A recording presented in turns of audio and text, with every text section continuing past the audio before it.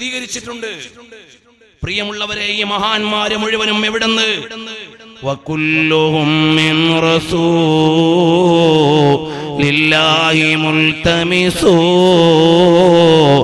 ഉർഫം മിനൽ ബഹരി ഔ റശ്ഫം മിനദ്ദിയമി. എല്ലാവർക്കുമുള്ള വെളിച്ചം മിൻ ഖബസാത്തി നൂരി റസൂലില്ലാഹ് സ്വല്ലല്ലാഹു അലൈഹി വസല്ലം തങ്ങളുടെ നൂറിൽ നിന്നുള്ള അൻവാറുകളാണ്.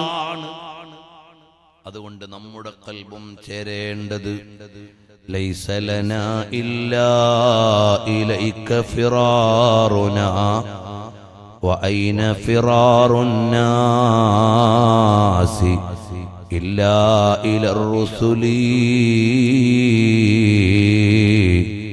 നമുക്കോടിച്ചെല്ലാനുള്ള കേന്ദ്രം ഹബീബായ തങ്ങളാണ്. ആ നബി സല്ലല്ലാഹു അലൈഹി വസല്ലം തങ്ങളെ ഉള്ളറിഞ്ഞൊന്ന് സ്നേഹിക്കണം. ആ സ്നേഹത്തിന്റെ മധുരമൊന്നറിയണം. അല്ലാഹുവേ, ഞങ്ങളുടെ ഖൽബൊന്ന് മഹബ്ബത്ത് കൊണ്ട് നിറച്ചു തരണേ അല്ലാഹ്.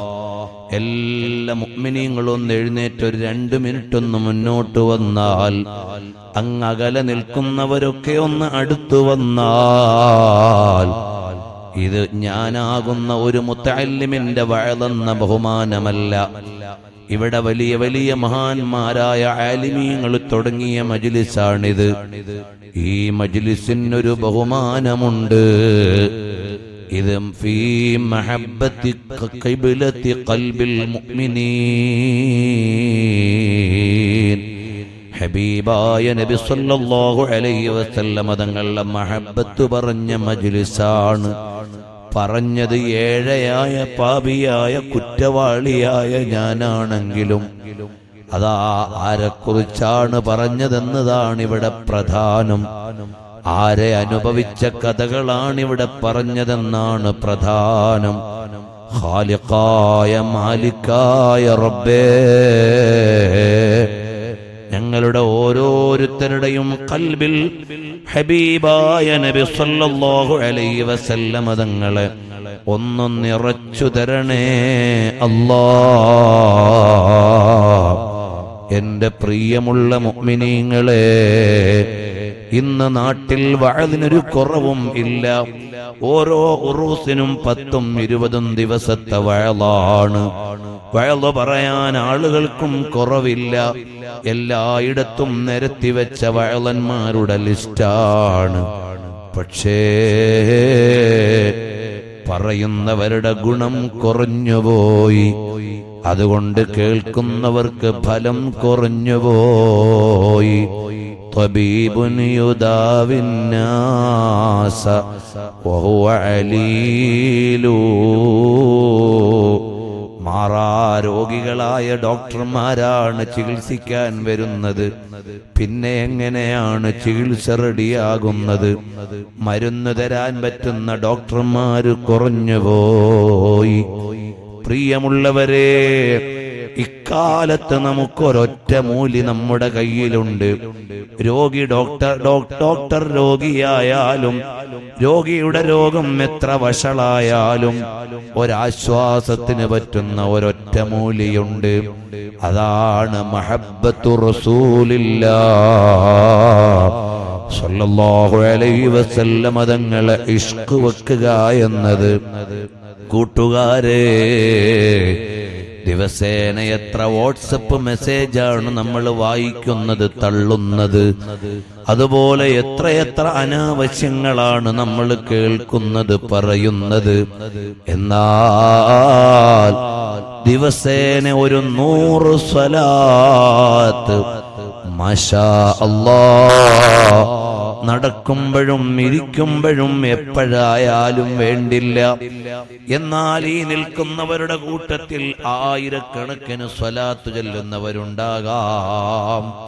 എനിക്കറിയുന്ന നല്ല ചെറുപ്പക്കാരുണ്ട്. അവർക്ക് തലപ്പാവിന്റെ പ്രൗഢിയില്ല, വേഷത്തിൽ മൊയ്ലിയാരാണെന്നില്ല. അതാ കഷ്ടപ്പെട്ട് കച്ചവടം നടത്തി ഉപജീവനം നടത്തുന്ന ചെറുപ്പക്കാർ, അവർ കിട്ടുന്ന സമയം മുഴുവൻ സ്വലാത്ത് ചൊല്ലുന്നവരെ എനിക്കറിയാം. ആ ഒരു ചെറുപ്പക്കാരനെ അക്കൂട്ടത്തിൽ ഒരാളെ ഇപ്പൊ അടുത്ത് ഞാൻ കണ്ടു. അയാള് സന്തോഷം പറഞ്ഞു, ഉസ്താദേ ഞാനൊരു 2500 സ്വലാത്ത് ദിവസേന ചൊല്ലണമെന്ന് കരുതി. അൽഹംദുലില്ലാഹ് അങ്ങനെ കുറെ കാലം ചൊല്ലിയപ്പോൾ അത് പൂർത്തിയാക്കാതെ എനിക്ക് കിടക്കാൻ കഴിയൂല. ഞാൻ വീട്ടിൽ ചെന്നാൽ ഭാര്യയുണ്ട് വീട്ടിൽ, എന്നാലും അവളോട് സമ്മതം ചോദിച്ചിട്ട് ഞാൻ സിറ്റ് ഔട്ടിൽ വന്ന് അന്നെന്റെ എണ്ണം പൂർത്തിയായില്ലെങ്കിൽ പൂർത്തിയാക്കിയിട്ടല്ലാതെ എനിക്ക് മനസ്സിനൊരു സമാധാനം വരുന്നില്ല.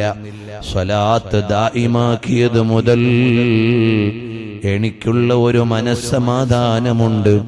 എനിക്ക് അല്ലാഹു തന്ന ഒരു ബർക്കത്തുണ്ട്. അത് വർണ്ണിക്കാനാവാത്ത ബർക്കത്താണ്. പ്രിയമുള്ളവരെ, ഹബീബായ മുത്തുനബി സല്ലല്ലാഹു അലൈഹി വസല്ലം തങ്ങളെ കണ്ടെന്ന് എന്റെ ജീവിതത്തിൽ ആദ്യം എന്നോട് പറഞ്ഞ ഒരു സാധാരണക്കാരൻ, ഒരു ഹാർഡ്വെയർസിൽ ജോലി ചെയ്യുന്ന ഒരു ജോലിക്കാരനാണ്. നോക്കിയപ്പോൾ അയാൾ ഒഴിവുള്ള സമയം മുഴുവനും മാഷാ അല്ലാഹ് സ്വലാത്ത് ചൊല്ലുന്ന ആളാണ്. അതുകൊണ്ട് ഞാനും നിങ്ങളും ഈ മജ്ലിസിന്റെ ഒരു ബാക്കി പത്രമായി, ഈ കൊല്ലത്തെ ഉറൂസിന്റെ ഒരു സമ്മാനമായി നമ്മളൊരു 10 സ്വലാത്ത് 100 സ്വലാത്ത് ചൊല്ലുന്നവരത് ദായിമായി ചൊല്ലാൻ, ചൊല്ലാത്തവരത് തുടങ്ങാൻ ഒന്ന് തീരുമാനിച്ചാൽ എന്തൊരാനന്ദമാണ്. ഒന്നാലോചിച്ചു നോക്കൂ മുഅ്മിനീങ്ങളെ, നാളെ പരലോകത്ത് ചൊല്ലുമ്പോൾ ഓടിച്ചെല്ലാൻ ഒരു കേന്ദ്രം ഹബീബായ തങ്ങളല്ലേ ഉള്ളൂ. പ്രിയമുള്ളവരെ, ഒന്നാലോചിച്ചു നോക്കിയേ, നാളെ പരലോകത്ത് ചെല്ലുമ്പോ ആദ്യമായി സ്വർഗം തുറക്കാൻ പോകുന്നതാരാണ്? ഹബീബായ തങ്ങളാണ്. വമഅഹു ഫുഖറാഉൽ മുഹാജിരീൻ, കൂടെ വരുന്നത് മുഹാജിറുകളായ പാവപ്പെട്ടവരാണെന്ന് ഇമാം ബുഖാരി റിപ്പോർട്ട് ചെയ്ത ഹദീസിലില്ലേ? നമുക്കതിൽ പെടാൻ വല്ല യോഗ്യതയും ഉണ്ടോ? ഇല്ല. നമ്മളൊന്നാലോചിച്ചു നോക്കിയേ, ഹബീബായ തങ്ങളുടെ അടുത്തൊന്ന് ചേർന്നു നിൽക്കണമെന്ന് വിചാരിച്ചാൽ സിദ്ദീഖുൽ അക്ബർ തങ്ങൾ വിടുമോ? വിടൂല. എന്നാൽ തങ്ങളുടെ ചെരുപ്പൊന്നെടുത്തു വെക്കാൻ നോക്കിയാൽ ഇബ്നു മസ്ഊദ് തങ്ങൾ വിടുമോ? വിട്ടുതരൂല. തങ്ങളുടെ മിസ്വാക്കൊന്നെടുത്തു കൊടുക്കാൻ നോക്കിയാൽ അനസ് ഇബ്നു മാലിക് തങ്ങൾ മാറിത്തരുമോ? തരൂല. തങ്ങളുടെ പാറാവുകാരനായി ഒരു വളണ്ടിയറായി നിന്നോട്ടെ എന്ന് വിചാരിച്ചാൽ ബിലാൽ ഇബ്നു റബാഹ് തങ്ങൾ മാറിത്തരുമോ? തങ്ങളുടെ ചുറ്റുവട്ടം ഒന്ന് നിൽക്കട്ടെ എന്ന് വിചാരിച്ചാൽ അമ്മാർ തങ്ങളും യാസിർ തങ്ങളും സൽമാനുൽ ഫാരിസി തങ്ങളും ബഹുമാനപ്പെട്ട കഅബ് ഇബ്നു മാലിക് തങ്ങളും തുടങ്ങിയുള്ള സ്വഹാബത്ത് അവര് മാറിത്തരുമോ? അവിടുന്ന് ഒളുവെടുത്തപ്പോൾ വെള്ളം വാങ്ങിയിട്ട് കുടിച്ച് തടകിയ സ്വഹാബത്ത് അവിടുന്നൊന്ന് തുപ്പാൻ ഒരുങ്ങിയാൽ കൈനീട്ടി വാങ്ങി പ്രസാദം കഴിച്ച സ്വഹാബത്ത് അടുത്തുനിന്നൊന്ന് മാറിത്തരുമോ? മദ്ഹബിന്റെ ഇമാമുകളില്ലേ, ഹദീസിന്റെ പണ്ഡിതന്മാരില്ലേ, രാവൊഴിച്ച് ദർസ് നടത്തി കിതാബ് രചിച്ച ഫുഖഹാക്കളും അഇമ്മത്തുമില്ലേ, അവരെല്ലാം ഓടിച്ചെല്ലും ഇമാമുൽ അശ്അരി തങ്ങളെ അവിടുത്തെ കുറിച്ചുള്ള അഖീദ ശരിപ്പെടുത്താൻ മെനക്കെട്ട ആളാണ്. തങ്ങള് പരിഗണിക്കും. ഇമാമുൽ ബാഖില്ലാനി തങ്ങള് ചെല്ലും, തങ്ങള് പരിഗണിക്കും. അബൂ മൻസൂറിനിൽ മാതുരീദി തങ്ങള് ചെല്ലും, തങ്ങള് സ്വീകരിക്കും. അങ്ങനെ ഇമാമിങ്ങളുടെ വലിയൊരു ലോകം ഇമാം ഗസാലി തങ്ങളുണ്ട്. ഈ ജീവിതത്തിന്റെ ഒരു സുഖവും അറിയാതെ നാളത്തേക്ക് കാത്തിരുന്ന ഇമാം നബവി തങ്ങളുണ്ട്. അതുപോലെ ഈ ലോകത്തെ ജീവിതം മറന്ന് ഹദീസ് എഴുതിയ ഇമാം ബുഖാരി തങ്ങളുണ്ട്. അവരെല്ലാം പോയി കഴിഞ്ഞാൽ അതാ ഉമറുൽ ഖാദി തങ്ങളുണ്ട്, ബൂസീരി ഇമാം തങ്ങളുണ്ട്. നമുക്കെവിടെയാണ് കൂട്ടരെ ഒരു സീറ്റ് കിട്ടുക? ഇവരെല്ലാം പോയിട്ട് നമുക്കൊരു സീറ്റ് കിട്ടാൻ വല്ല യോഗ്യതയും ഉണ്ടോ? ഒന്നാലോചിച്ചു നോക്കിയപ്പോൾ നമുക്കതിൽ ഇടം കിട്ടാൻ ഒരു വഴിയും കാണുന്നില്ല. അവസാനം റബ്ബിനോടൊന്ന് കേണു പറയാനുള്ളത്, അല്ലാഹുവേ ഞങ്ങൾക്ക് സ്വർഗത്തിൽ കടക്കാൻ ഒരു അമലും ഇല്ല, ഹബീബായ തങ്ങളുടെ ചാരത്ത് നിൽക്കാൻ ഒരു യോഗ്യതയും ഇല്ല. പക്ഷേ